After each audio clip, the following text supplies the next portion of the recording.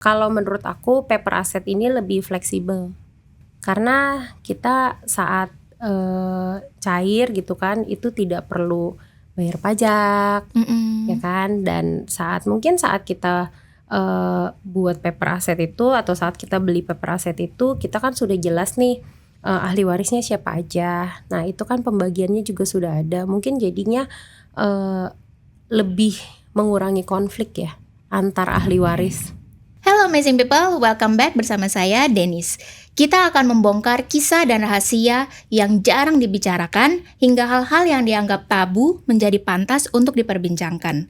Semuanya kita akan bahas dari sudut pandang yang lebih jernih, elegan, dan penuh makna di Headline Hype Amazing. Warisan bukan sekedar harta, tetapi juga jejak cerita dan fakta di balik banyak hal yang sering disembunyikan. Apakah cerita itu harus berhenti hanya karena negara berhak menyita? Masih adakah jalan untuk mempertahankannya? Seringkali kita dengar banyak orang mengalami polemik terkait warisan, hubungan keluarga yang hancur, sampai kasus-kasus kriminal yang terjadi hanya karena rebutan warisan. Dan belum lama ini juga ada isu mengenai aset warisan yang tidak terurus dan akhirnya diambil sama negara. Benar nggak sih sebenarnya semua ini tuh? Mari kita bahas sama seorang ahli hukum yang sudah hadir bersama kita hari ini, Ci Desi Florencia. Halo. Aduh ceria sekali bajunya. Nah oke. Sis, aku panggil Sis ya, biar kita lebih santai ya. Nah sebelum kita masuk ke dalam tadi yang aku katakan, boleh gak sih jelasin sedikit mengenai yang namanya warisan, hibah, dan lain-lainnya itu Sis? Oke, mungkin yang lebih general biasanya itu dikenal ada hibah, wasiat sama warisan, ya kan. Nah kalau hibah itu kita memberikan, kita waktu kita hidup kita memberikan barang kita, bisa bergerak maupun tidak bergerak, kepada seseorang secara sukarela.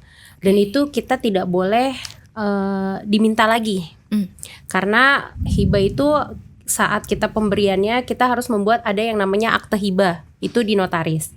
Nah, kalau wasiat itu hanya sebuah pernyataan. Memang dibuatnya juga sebelum meninggal, dan pernyataan itu juga diberikan biasanya wasiat itu tertulis juga sih, tapi hanya pernyataan dan tidak ada kekuatan hukumnya karena tidak ada dasarnya.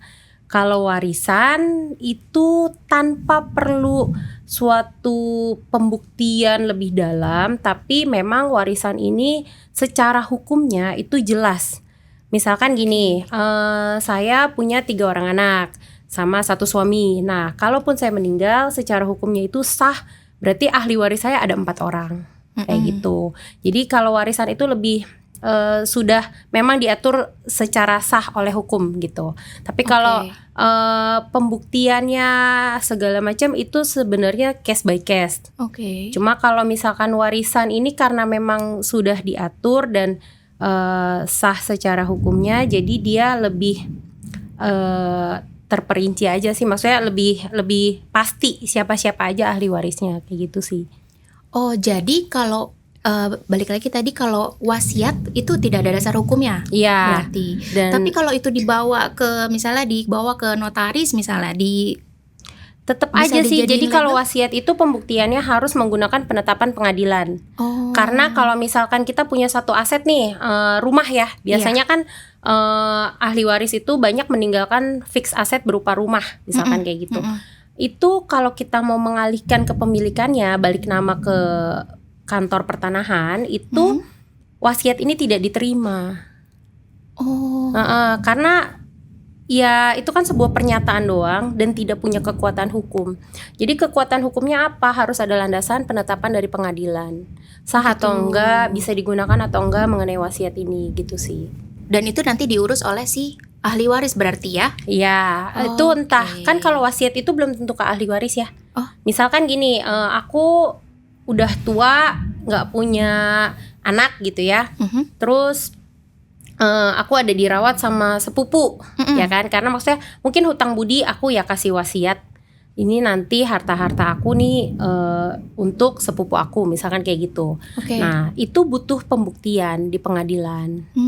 Makanya dari kantor pertanahan itu nggak serta-merta bisa melakukan pengalihan hak dengan wasiat itu sendiri gitu. Oh gitu ya. Cuma kalau misalkan warisan, misalkan aku bukan aku deh, si pewaris ini meninggal dunia. Dia saat meninggal dunia itu kan ada yang namanya surat keterangan kematian dari rumah sakit. Itu kita tinggal bawa ke kelurahan. Itu nanti keluar tuh surat pernyataan ahli waris.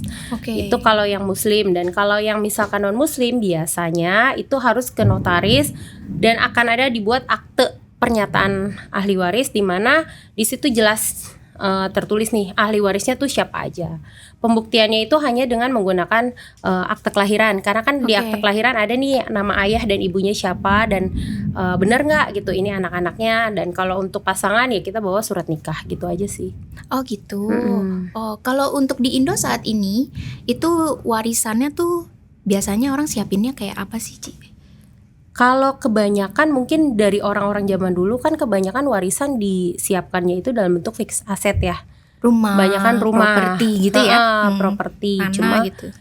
Tanah, mungkin rumah, ya bisa ruko. Atau kalau tanah itu biasanya orang-orang zaman dulu banget tuh yang suka. Mungkin kan dulu harga tanah masih murah ya. Iya, Jadi benar. banyak pada nyimpan dalam bentuk tanah. Tapi banyak orang yang ternyata itu surat-suratnya itu belum diurus dengan benar. Maksudnya gimana? Jadi kalau orang zaman dulu banyak juga nih kepemilikannya tuh masih berupa girik. Oh. Girik itu kan letter C. Kita cuma pegang letter C nih, semacam pernyataan doang dari kelurahan atau dari kepala desa bahwa oh ini batas-batasnya, ini punya si A gitu. Iya. Tapi sebenarnya kalau menurut hukumnya itu kepemilikan yang sah mengenai rumah itu kita harus punya yang namanya sertifikat. Nah itu kan kita harus urus lagi nih di kantor pertanahan setempat gitu. Sertifikat hak milik itu ya, SHM ya? SHM. Tergantung sih, ada juga kalau kayak bangunan-bangunan itu kan kayak gedung atau apa itu kan harus bentuknya kan SHGB gitu kan. Tapi kalau misalkan rumah biasanya yang memang common itu memang sertifikat hak milik. Karena kalau sertifikat hak milik kan gak ada jangka waktunya juga tuh. Oke. Gitu. Nah, kalau untuk warisan ini ada pro dan kontranya lagi nggak, Sis? Kalau misalkan pro-nya ya mungkin kan kalau semua saat si pewaris itu meninggal dan dia memang sudah ready ya, dalam artian mempunyai dana cash yang banyak gitu kan, itu mungkin tidak akan terjadi suatu masalah. Ya tinggal balik nama aja gitu kan ke para ahli warisnya siapa-siapa aja kayak gitu. Tapi mungkin yang banyak terjadi itu adalah kita bayar pajaknya aja tuh waris itu kan 5%. Oh, pajak waris. Iya, itu 5%. Nah, itu mungkin yang menjadi kendala banyak orang. Belum lagi pengurusan untuk sekarang ini kan bentuknya elektronik, sertifikat itu ada alih media lagi, ada pengukuran lagi, itu semua ada biayanya. Nah, itu di kantor pertanahan juga pasti belum semua orang tuh ready untuk dana itu biasanya. I see. Tapi yang paling menjadi kendala itu sih mengenai pembayaran pajak sih. Pajak waris itu karena kan besar ya 5%. 5% gitu. dari harganya. Dari NJOP biasanya. NJOP yang nilai berlaku di jual tahun itu. objek pajak itu kita bisa lihat di PBB biasanya. Di SPPT PBB itu ada NJOP-nya berapa. Nah itu setiap daerah biasanya ada perhitungannya lagi sih. Maksudnya dilihat lagi nih ini kepemilikan keberapa, apakah nanti ada pengurangan atau enggak, itu ada kebijakan di masing-masing daerah. Kepemilikan keberapa juga mempengaruhi besarnya pajak. Karena gini, komposisinya ada misalkan kayak di Jakarta itu kalau misalkan waris dia baru itu ada potongan 60%. Itu hitung-hitungannya mungkin detailnya biasanya kita harus cek dulu ke kantor pajak ya, ke Dispenda itu hitung-hitungannya seperti apa, baru itu bisa tahu. Biasanya kalau kita transaksi kan pasti minta bantuan notaris nih. Nah itu notarisnya tuh harus cek dulu ke Dispenda nih hitung-hitungan pajaknya. Tapi patokannya adalah 5% dari nilai jual objek pajak itu. Oke, 5% dari nilai jual objek pajak. Iya. Lumayan ya kalau yang ditinggalinnya banyak. Iya. Nah, makanya itu kan yang sering jadi kendala kan. Iya, I see. Dan biasanya yang memberikan warisan ini nggak aware ya akan hal ini gitu ya. Iya, karena kan mungkin kalau orang-orang yang orang-orang tua gitu kan, Iya. yang memang yang penting gue udah ninggalin banyak rumah nih, banyak aset gitu kan, buat anak-anak cucu gue, buat pasangan gitu kan. Tapi pajak ini yang mungkin dia biaya-biaya ini yang dia tidak pikirin. Gimana sih bayarnya gitu kan. Karena kalau ternyata yang ditinggalin ahli warisnya juga tidak ready dananya, itu kan menjadi suatu masalah ya. Oke. Di lapangan tuh banyakan akhirnya ya mereka itu menjadi, karena gini, kalau kita ngajuin pinjaman ke bank, asetnya belum terbalik nama, misalkan nih namanya si A-nya meninggal, itu juga bank nggak bisa terima, harus dibalik nama dulu, tetap aja kan, jadi kayak masalahnya itu memang harus dibalik nama dulu nih, gitu kan. Nah, banyak di lapangan itu jatuhnya jadi kayak pinjem dana talangan gitu kan, dan dana talangan itu bunga dan biaya-biayanya itu sangat besar. Iya. Bisa sebulan itu 5% bunganya, ya kan. Sedangkan di Indonesia ini pengurusan itu kan kadang nggak langsung selesai dalam waktu yang cepat ya.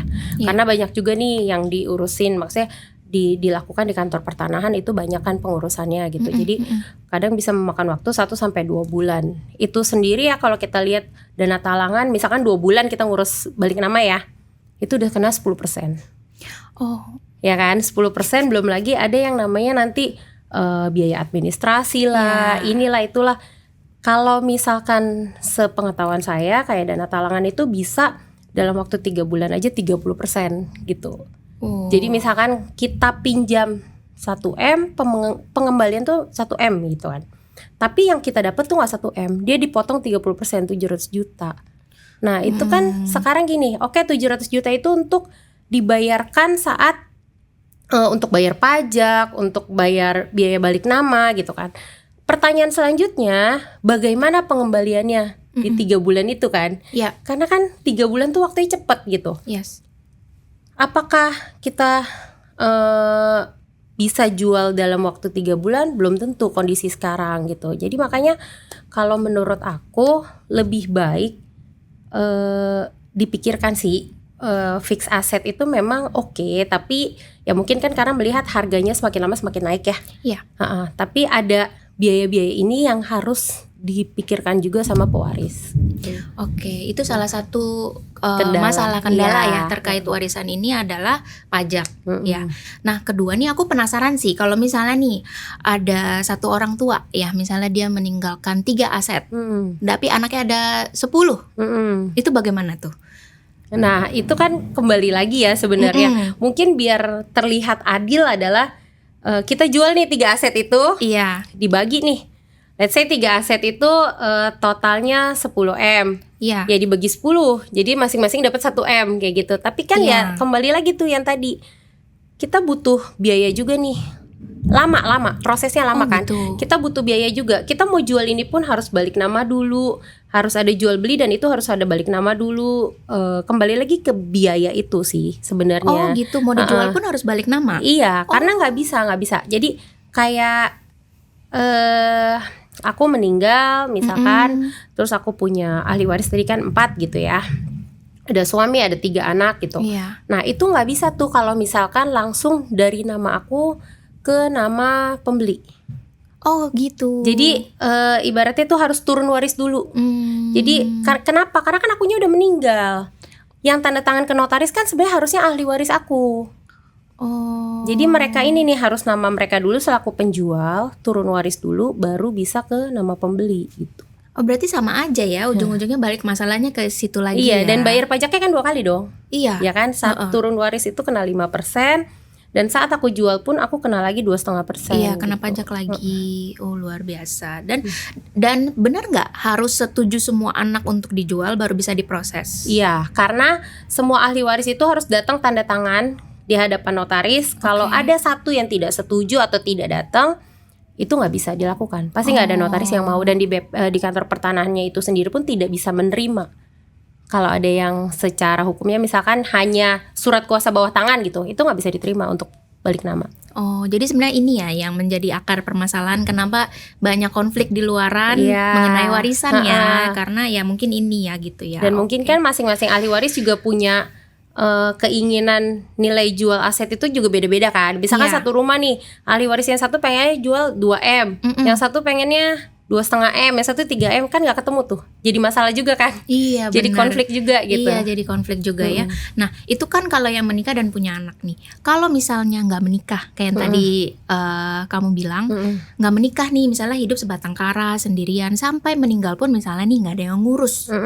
Tapi dia misalnya punya rumah satu, misalnya mungkin punya mobil ya. Itu gimana? Asetnya itu nanti akan jatuhnya kemana? Nah itu misalkan dia tidak menikah, itu bisa ke adiknya atau kakaknya. Oh. Satu garis lurus ke atas atau ke samping juga bisa. Oke, kalau siblingnya misalnya lagi nggak ada di negeri ini juga misalnya di luar negeri, jadi dia di negeri ini tuh benar-benar sendiri gitu. Di Gimana? negeri ini sendiri mungkin bisa dihibahkan sih. Oh gitu ya? Iya. Paling dihibahkan ya. Iya, Kalau dihibahkan misalnya dia mungkin nggak- untuk yayasan. Jadi untuk entah untuk rumah ibadah atau untuk panti asuhan atau apa itu bisa. Tapi kalau tidak ada pengurusan itu ya dia kalau istilah terbengkalai, Iya. ya itu yang akan disita oleh negara. Oh, ada jangka waktunya nggak sih untuk ngurus kayak ginian, sis? Kalau nggak ada yang ngurus ya nggak, berarti kan maksudnya ya nggak ada yang ngurus ya vakum juga kan itu aset nggak diapa-apain gitu. Mau nggak bisa dibilang ada jangka waktunya atau enggak sih. Oh gitu. Jadi terbengkalai aja gitu ya, Iya. pada ujungnya nanti mungkin diambil sama negara, Iya. ujung-ujungnya gitu Iya. ya. Oke. Nah, kalau itu kan tadi kita udah bahas soal fixed asset ya. Nah, belakangan kan kita juga aware banget sama yang namanya paper asset. Ya, Nah, bisa jelasin sedikit nggak sih kalau dari kesamaannya apa sih antara si fixed asset ini sama paper asset gitu loh? mungkin kalau kesamaannya adalah sama-sama meninggalkan warisan, Iya, ya kan? Itu sama-sama mempunyai maksudnya porsi yang sama yang bisa dibagi. Tapi kan kalau menurut aku paper asset ini lebih fleksibel. Iya. Jadi mungkin lebih enak ya. Karena kita saat cair gitu kan itu tidak perlu bayar pajak, ya kan? Dan mungkin saat kita buat paper asset itu atau saat kita beli paper asset itu kita kan sudah jelas nih ahli warisnya siapa aja. Nah itu kan pembagiannya juga sudah ada. Mungkin jadinya lebih mengurangi konflik ya antar ahli waris gitu sih. Kalau untuk si paper asset ini butuh penetapan pengadilan juga apa enggak? Kalau penetapan pengadilan, kalau paper asset ini kan dia sudah dibagi nih untuk siapa-siapa aja ahli warisnya.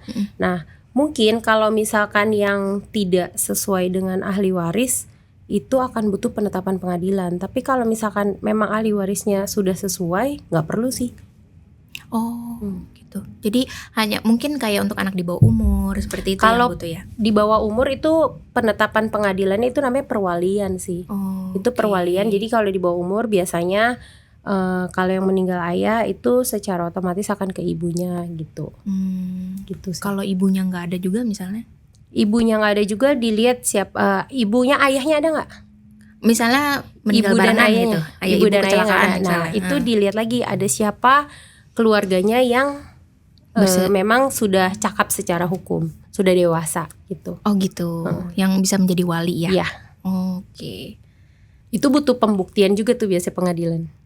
Pembuktiannya seperti apa tuh? Ya dilihat nih misalkan apakah ada kakak-kakaknya atau ada tantenya atau siapa gitu kan. Itu dirunut lagi Oh, oke. keluarganya kayak gitu. Jadi itu berarti kalau misalnya paper asset ini dia nggak mungkin lari kemana-mana ya. Pasti nomor satu kalau nggak ayah, ibu, Ya anak-anaknya.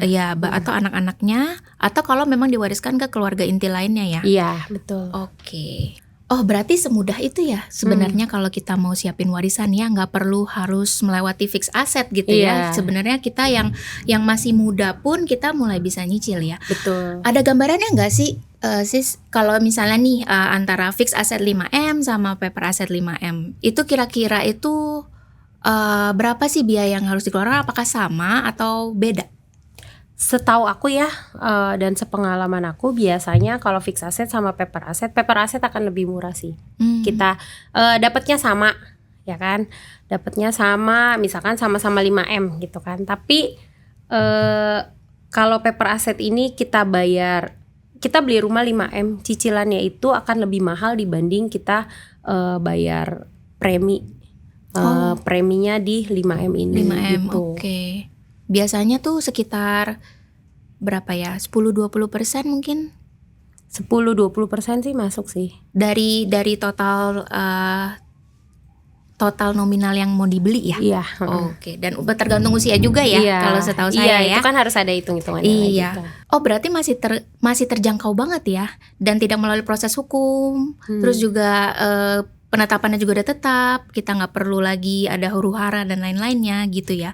Dan ini bisa jadi salah satu solusi juga ya, karena kan kita juga sempat lihat tuh ya, mungkin sekitar 1 tahun atau 2 tahun lalu ada berita beredar katanya Gen Z itu kayak akan kesulitan untuk beli rumah dan lain-lain, dan berarti paper asset ini bisa jadi salah satu solusi gitu. Ya, kalau menurut aku sih, apalagi yang untuk Gen Z ya, mungkin lebih baik dari sekarang itu mulai difikirkan untuk paper asset, karena kedepannya ini kan regulasi juga berubah-berubah, dan kalau misalkan kita nggak tahu nih ketentuan bayar pajak itu akan naik atau enggak. Kalau turun sih ya bagus ya, tapi kan kalau naik itu akan menjadi suatu masalah baru. Jadi mungkin kalau untuk teman-teman di luar sana yang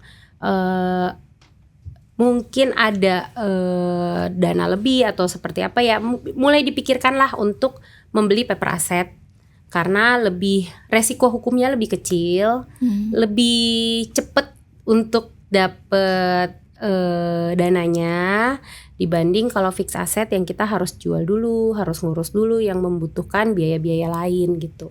Ya, minimal ini juga bisa jadi suatu backup ya, supaya warisannya, kalau ada warisan nih misalnya dari orang tua, itu warisan nggak akan kemana-mana. Betul ya. Gitu. Atau mungkin dana dari paper assetnya itu bisa digunakan untuk mengcover biaya-biaya tadi, supaya fixed assetnya ini juga tetap terjaga, kayak gitu sih. Oke, ngerti deh sekarang. Nah, gimana teman-teman, luar biasa banget kan? Thank you Desi udah sharing insight-nya, dibagikan di Headline Hype Amazing kali ini. Nah, semoga pembahasan ini membuka wawasan kita semua mengenai warisan. Ya, bukan cuma soal harta, tapi juga menjaga keharmonisan keluarga di masa depan.